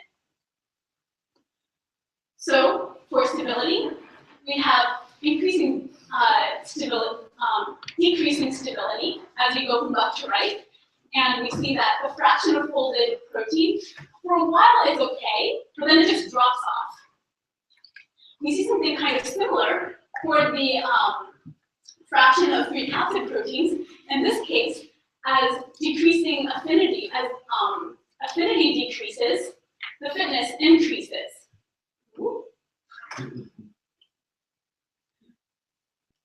All right, so now we have our model. And as we know from Jungo, our next step is to test this model against experiments. Because physics is a combination of modeling and experiments. So at the top, I've shown the result of our model. And at the bottom, what you'll see is a very similar, well, you'll see, you can judge yourself whether it's similar, but it's the same plot, but with experimental data on it. So you can see here that fraction of free capsid proteins seem to track pretty well, and we've actually done not so bad for stability as well.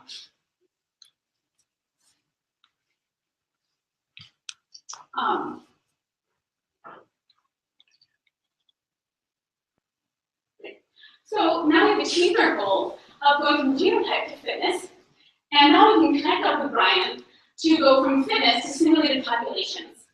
But before we do that, I'd like to pause for any questions you might have.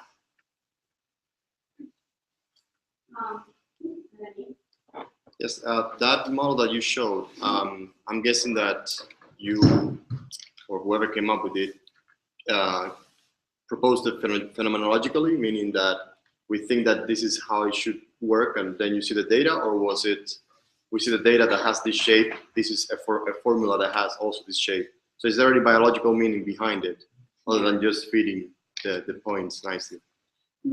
So, people in my lab for a long time have been interested in how protein stability is connected to fitness.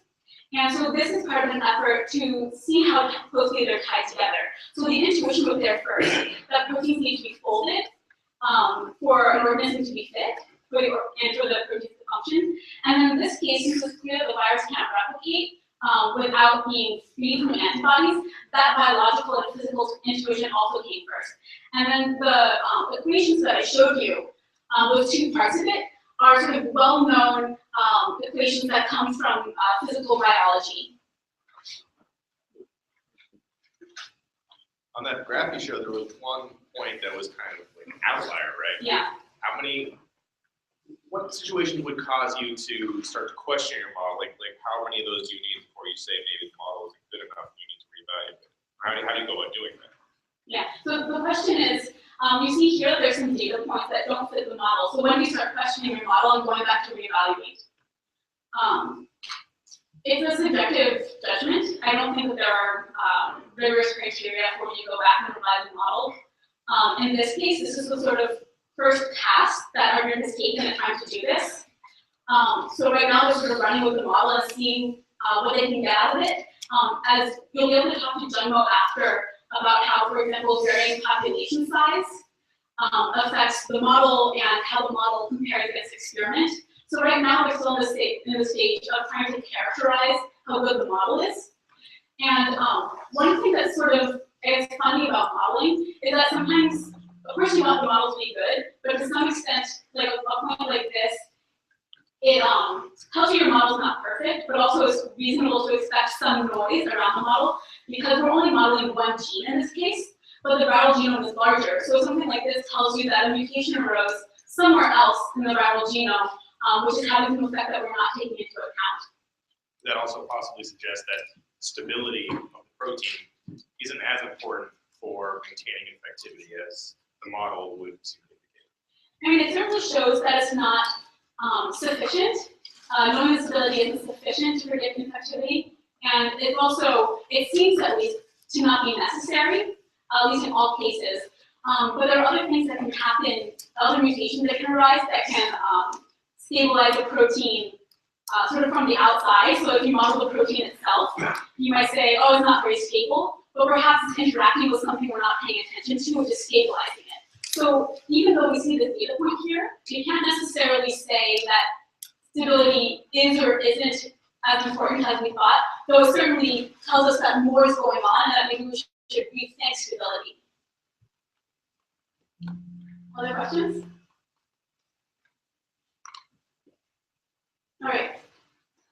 So in that case, we can use this knowledge to now simulate a population of viruses, not just distributing fitness, but all the way from genes all the way to the population. And to do that, let's review the numbers that we'll need. So we're from the population size, and these models, we use a realistic population size of about 1 million viruses. And each virus is going to have its own genes from which stability and affinity can be estimated. The next one is fitness, which, as you know, depends on stability and affinity. And mutation rate, which is going to be 1 per virus each generation. And then these are going to be connected up, like Ryan told us, with an evolutionary model. Now, we can just model the population, but why don't we use it to answer a specific question, which is, how does norovirus population evolve when the concentration of antibody is increased? And even with the simulation, it's simulating an experiment that we can imagine in our minds, which is one like this. We have a flask of viruses, they're very happy, then 10 happy viruses. And then you add antibody, and we'll see what happens. Well, before you add the antibody, not much is going on. So here on the x-axis, we have generation or time, and on the y-axis, the average fitness of a virus in the population, and it's just sort of sitting there. Then we add antibodies, and poof, it drops. But over time, the fitness recovers to almost exactly its initial value, or its previous value. So we know that the virus though can't be exactly the same because now it's living with antibodies. So the fitness recovers, but something has changed at the molecular level. And let's watch a movie to understand what it is. So the affinity between capsid proteins and antibodies is going to evolve, as we'll see in this video.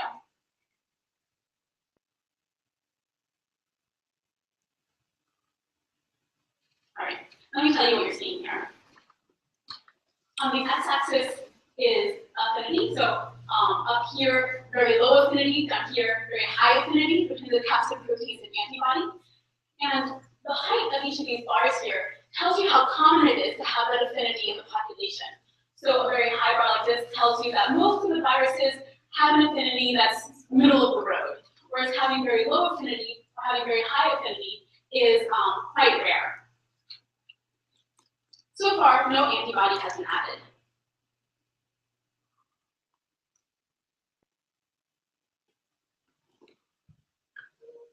Whoa, that's right. Yeah. So antibodies were added, and now we can see that the population has evolved to escape the antibodies, right? So there are still a couple viruses that survive that have relatively high affinity for the antibody, but the vast majority of them have very low affinity to the antibody. They've escaped the antibody. So, as I said, the fitness is the same, but affinity has evolved. Down here, there's relatively high affinity for antibody because it hasn't experienced selection. And up here, we have a viral population with decreased affinity. So if we go back now to the original goal of this project, which is to be able to predict how viruses evolve, we can't necessarily do that right now, but we've shown at least that we can make some reasonable predictions that are sort of starting us on our way. And we've, so far, simulated norovirus evolution and used these simulations to answer a simple question about how they evolve, for example, when our body starts responding to an infection. Before I go through the conclusions of my part, I'd like to pause for any questions you have.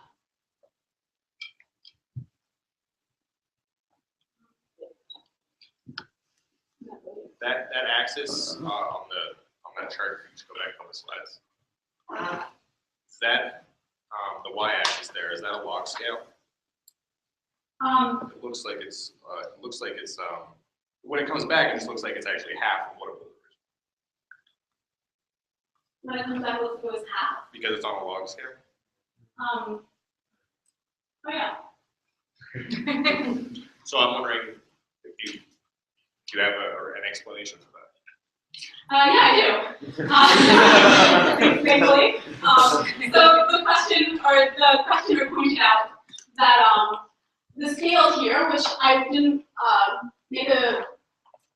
talk about much, but it's not a normal linear scale. And so when you really analyze this plot, you see that even though the fitness seems to recover pretty well, and of course it does recover somewhat, it's actually not as high as I sort of said it was. It's probably about half its original value. And so the questioner asked, well, why that is, and if I have any sort of explanation. And so the explanation is that in the simulations that I was showing you and the way that I was talking about it was only from the perspective of affinity, but we also have to think about it from the perspective of stability. And so you can imagine, for example, a mutation arising in the virus, which decreases the affinity, so that's good. But it also decreases the affinity, stability of the protein. So that's a trade-off between the two of them. So that it doesn't recover all the way is telling us that there's a trade-off between affinity and stability. Yeah, this isn't well, it's kind of a question, but the same sort of thing happens in treatment of cancer. The drug that is first applied is effective in controlling the tumor, but eventually there's enough mutation so the drug loses its efficacy. And I wondered if it's related to either of these two things that are going on. So the question was pointing out that a similar thing happens with cancer treatment, where at first you treat someone and it seems to be curing the cancer, but then the cancer changes, it evolves, and it comes back and this image isn't useful anymore. And is it connected to this? And yeah, we actually thought about talking about cancer because I mean that's a case where evolution is happening very quickly and very important the way it happens. And so I guess a couple things about evolution in cancer. So I'm not sure, I'm not aware of any models where people try to use these two numbers, ability and affinity, to model evolution of cancer. Sometimes what happens is a mutation will arise, which, so for example, one thing that can happen in cancer, so cancer has many mutations in it, because one of the things that happens in cancer is that the proteins that, for example, check to make sure the DNA is being replicated faithfully can get damaged or they can be destroyed in some way. So the mutation rate is very high. And this can destabilize proteins. And so one thing that you'll see in cancer is that you have proteins that are less stable, but you also have other proteins that sort of come in and bind those proteins and help them remain stable enough to continue surviving and continue replicating.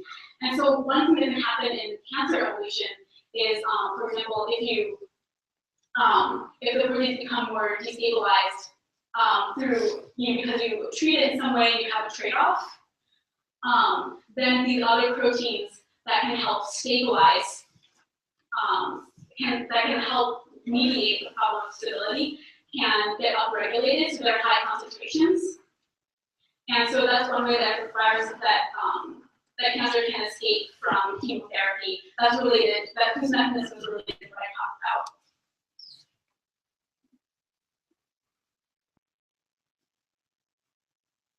Can you give me an idea of the time scale of a generation?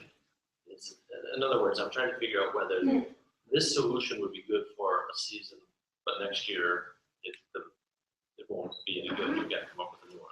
Yeah. Flu shots. So the question is, when we write a generation here, how much time is it actually? Does that relate to how often we need to get flu shots? So that's a really great question. I know that when people do experiments in a lab, where they are sort of letting viruses evolve, every time they sort of take a virus out of, what they do is they put a virus in a flask, let it infect a bunch of cells, take it out, let it infect a batch of fresh cells, take it out and do these sort of things many times. And each time that the scientist does that, it's past sort of like about 100 generations, is what I've been told. I don't do experiments, but I've been told. So it's like 100 generations per graduate student work day or something like that. So that's an answer I think on. I hope that answered your question. So I don't know how to relate this directly to how many flus we need to get, but it is because viruses are always changing that you need to get an updated flu vaccine every year. Do you know what will happen if we remove all antibodies?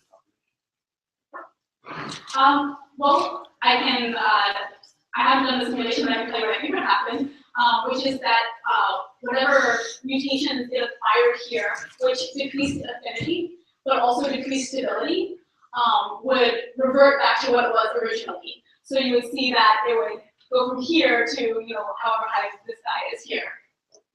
Yeah. And you see something similar, for example, like when you treat with antibiotic, or people who have AIDS go on and off of therapy, that you'll see like a therapy will be really effective, then whatever bug it is will evolve around the therapy. Then you take away the therapy, and it's like, oh, I'm getting better now, and it does that, and then you have the therapy again, and it's not done again. So that was sort of going these cycles.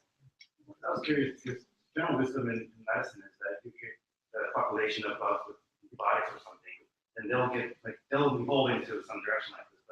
But why it doesn't happen in the wild type is like they're actually inferior in survival in wild type. They have to spend more energy making resistance to antibiotics. So I think if you can predict previous and this to survive, then like the population on the right will be like inferior population when they compete with that population antibodies or antibiotics. But what's intriguing was like actually the bell curve part of the right figure has moved to the left.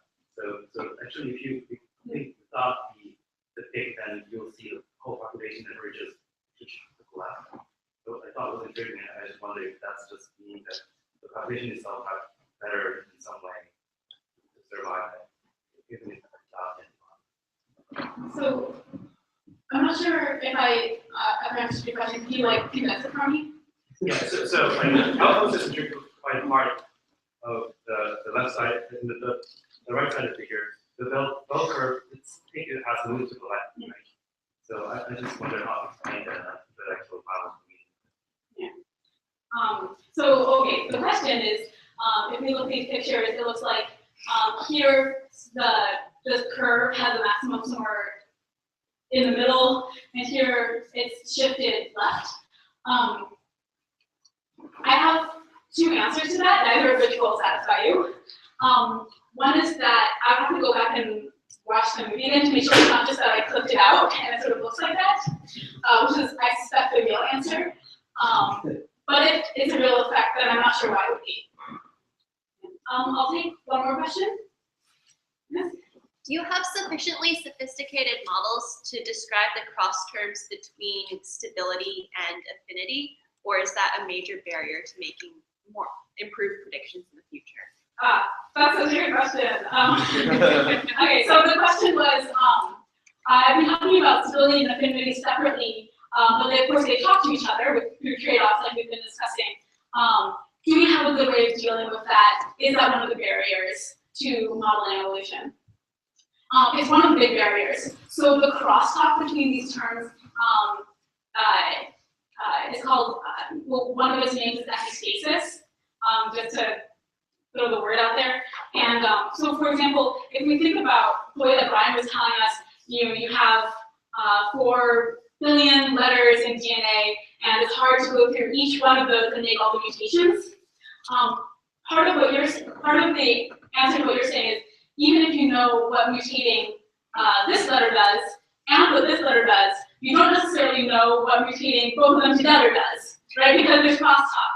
And so similarly here, if you know that you've increased stability, it doesn't tell you what's happening to affinity. In this model, the way that we get around that is actually by being based in molecules. And it's the part that I didn't have a chance to tell you about, but which I think Jay, who's our lecture coordinator, has some pictures to describe how we actually go from DNA to the stability and affinity of a protein. And the way that this helps us get around this problem of epistasis in this context is that you have a gene, you know it codes for some protein, and since we have the ability both to estimate the stability and the affinity from the knowledge of that protein, we can, not a priori, but we can at least measure in this model how they interact with each other. So if we were just doing a phenomenological model where we didn't actually have a molecular detail, then we would have to assume that they're independent, assume that there's a trade-off. But in this case, because we are based in molecules and there's a protein being modeled the whole time, we don't have to assume anything, and it arises naturally.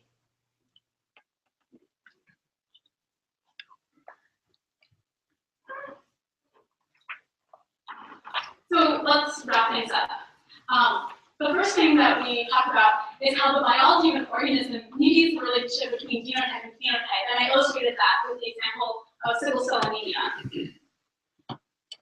Then we talked about how fitness equations are a way of mathematically representing this genotype-phenotype relationship, and put it all together by writing the fitness function for a virus, norovirus, and going from gene all the way to the function of all the way to the evolution of a viral population, and show that this is the way that we can start answering questions and even possibly predicting evolution.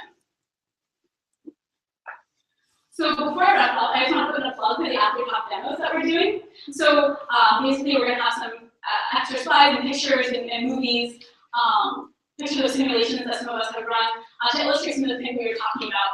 So I'm most going to talk more about the viral evolution that I was just describing, and what I'm showing here is a picture that illustrates how the experimentalists varied population size very precisely of the viruses. Jay is going to be able to tell you about about the question I was just answering, which is how we go from DNA to the stability of a protein and DNA to the affinity between proteins. Brian has his beautiful population of E. coli. And with me, you can take things in a somewhat different direction, which is now that we understand evolution so well, how are not scientists now, but engineers using ideas from evolution to solve engineering problems, like in this case, engineering walking soft robots. Right. Here's the question. So I'll skip this slide. Take this as an opportunity to thank Kelsey and Vinny, who organized the whole lecture series. It's been going for 15 years. And it just occurred to me that if it goes for another 15 years, that the lecture series will be older than most of the speakers. So I hope that they come and you can just thank them for their hard work.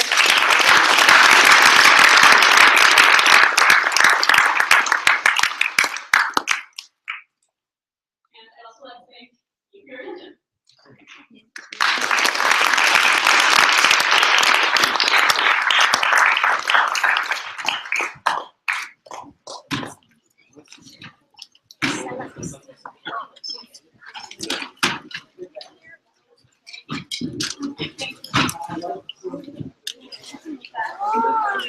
Yeah.